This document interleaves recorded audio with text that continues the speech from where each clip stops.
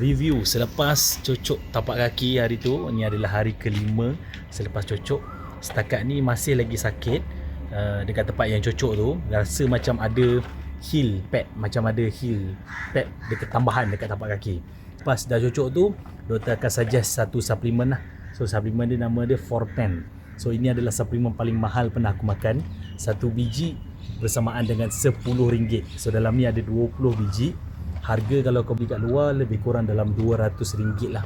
Ada juga yang lebih mahal. Yang ni memang bagus untuk tendon dan juga untuk ligamen.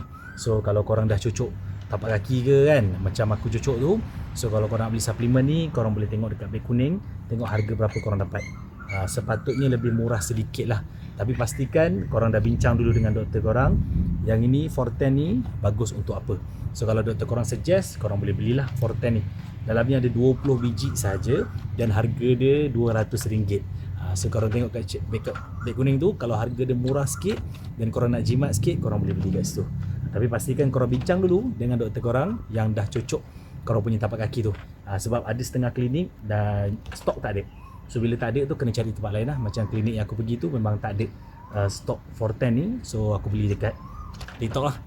So nanti kita tengok lepas 20 hari macam mana tapak kaki aku, makin okey ataupun tidak.